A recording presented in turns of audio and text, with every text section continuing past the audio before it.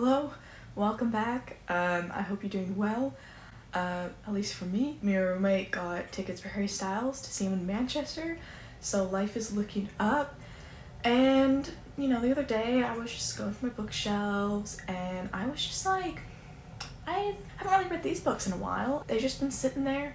I brought them from the US back to the UK and I feel like I should really read them. So since I have like 3 of them, we can just do them in time for Valentine's Day. So we have 3 lovely contestants that I think I picked up over 2 or 3 different trips to Barnes & Noble over the summer. And then I got scared to open them and now we're here. But we have contestant number 1. It's poetry. It says nature, feminism, depression, and queer. And honestly, why do I relate to all 3 of those points too well? Any guesses on what she'll be? Because I don't. But we have contestant number 2. She is fiction. It says bookbinders that capture memories inside books, magical realism, or rewriting the future. And then there's a quote, a rich gothic entertainment that reminds us of the power of storytelling. Any guessing? I don't. My brain just goes to the Matt Haig one, The Midnight Library, but I don't think it's gothic, so I'm a little bit confused. It's the bookbinders bit that drew me in. So I was like, of course, we'll have good fiction. Why not? The poetry one, fairly self-explanatory. And then contestant number 3 is a lovely YA. It's a bit boring on the front, but we still love her. It says dystopian world, paranormal / horror elements, and first in a series. So we love how they said first in a series. So I guess I'll open everything now, and then we can jump to me actually reading them. So contestant number 1, the poetry one. Is this gonna be awkward? It's like, when you meet up with someone you haven't seen in a while for the first time, or like a friend that you haven't really seen outside of class, and you're just like, one of you sitting there on the street, I'm just like, oh my god, what if they're late? This is what I feel like. Part of me really hopes I don't have one of these in my bookshelves already. I guess it can be a gift for a friend, but that would be very funny, just my luck. So, Miss Poetry is the selected poetry of Edna St. Vincent Millay, and there's an introduction by Olivia Gatwood. I've never heard of her, but the cover is really nice, and I think it could be very interesting, because I normally wouldn't pick this up.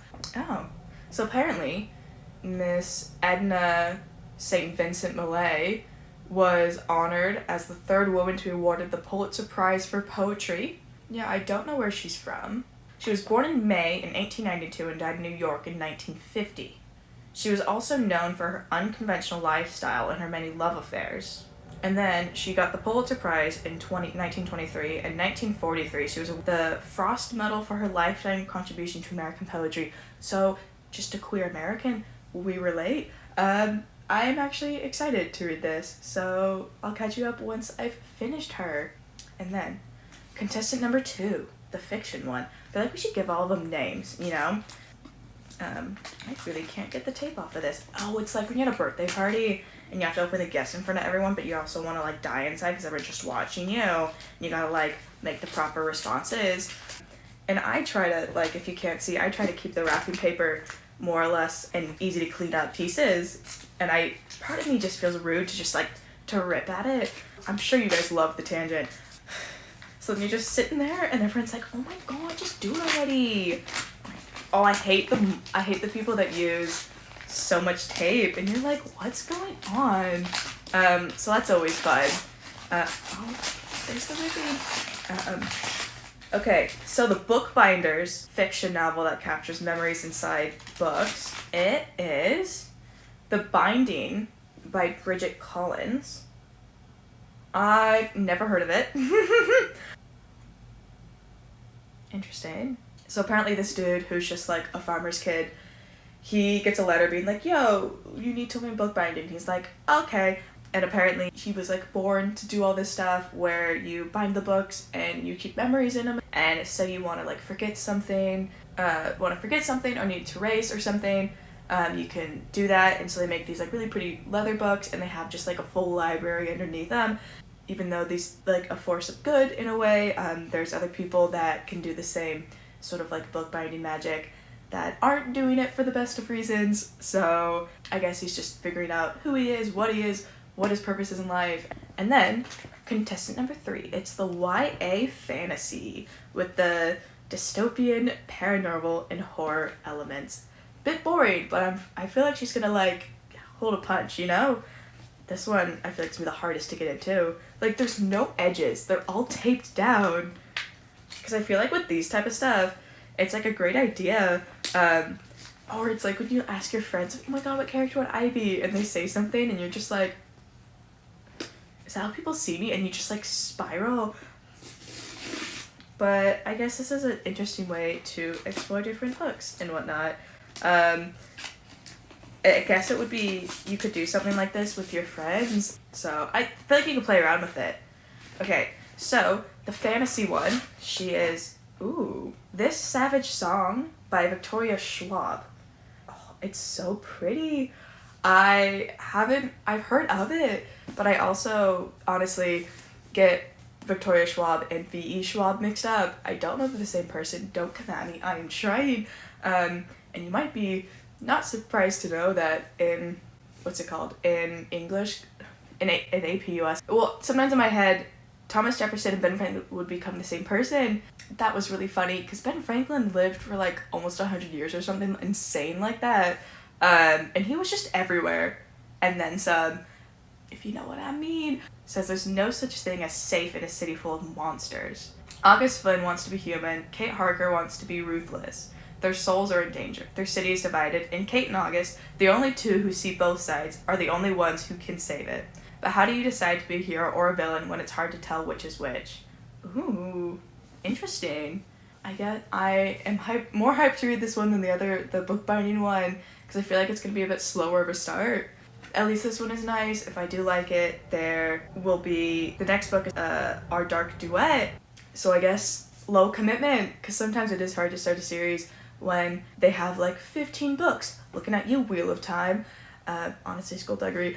So I guess we'll see how I find all of them, but I will get back to you once I finish Contestant 1, 2, and 3. Until then, yeah, no.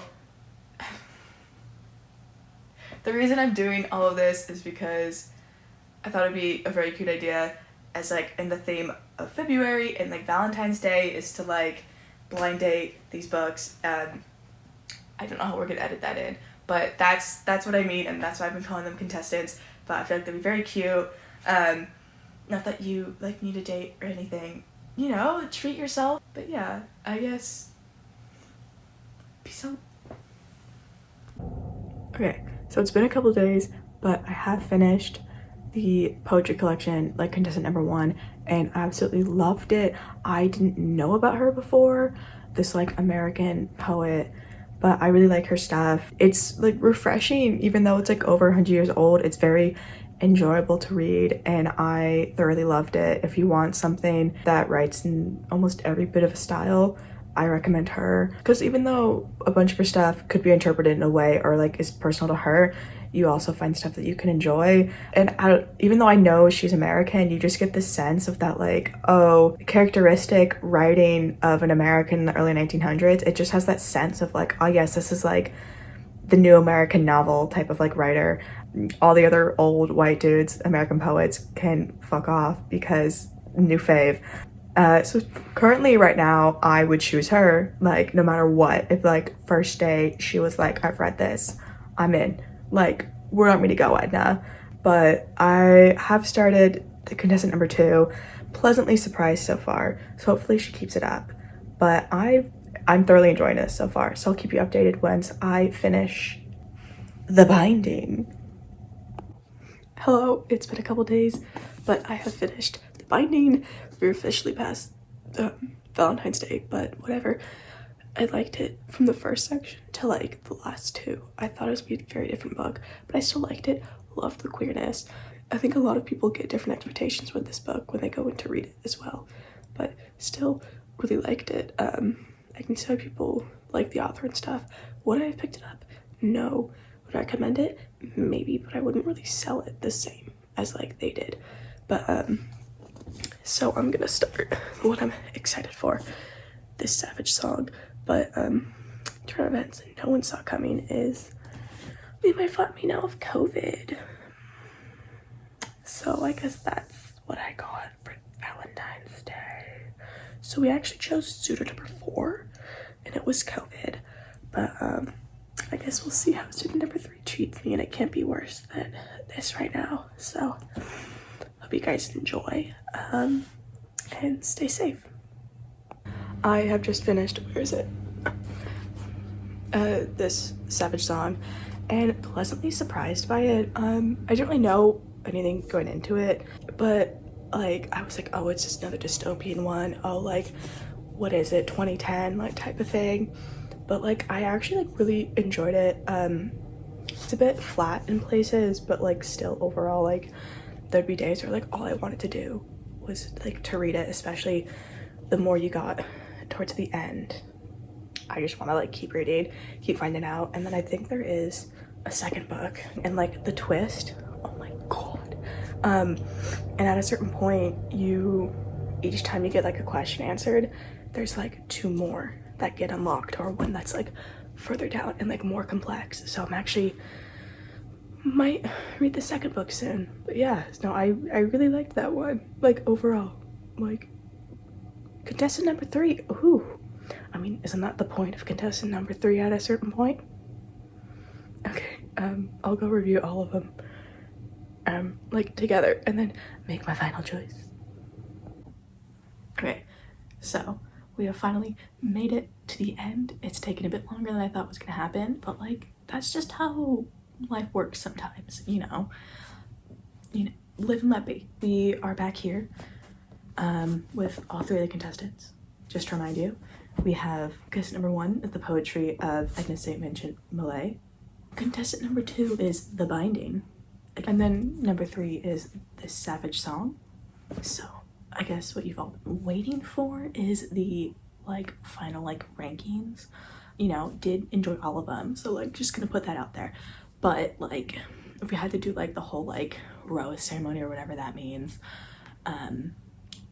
first one out would be contestant number 2, The Binding.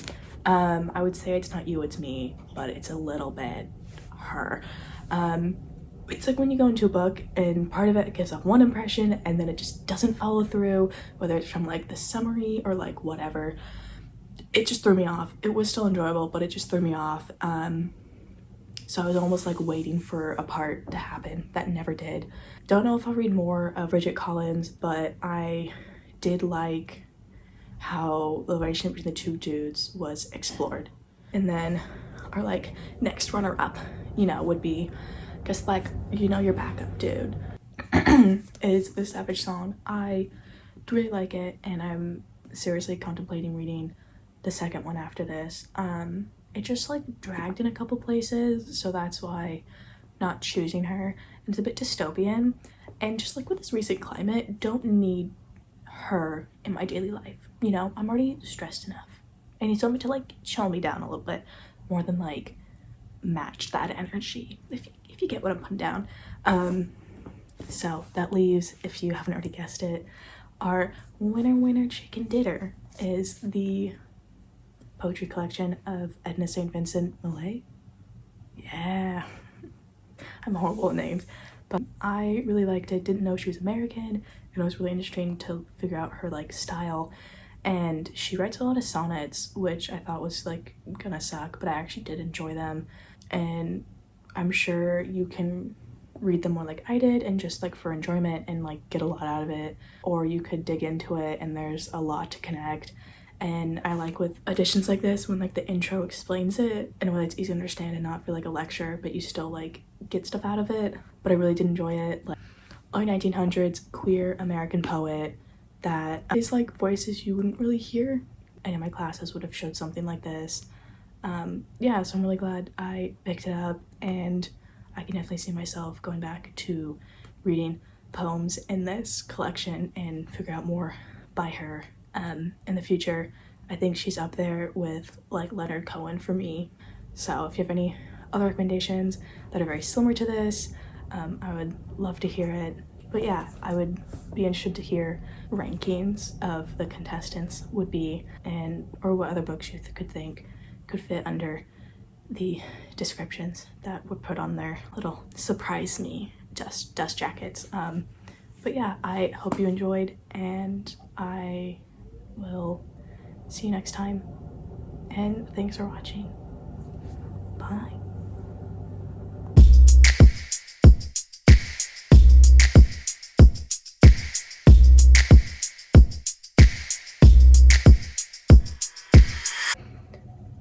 What's the word?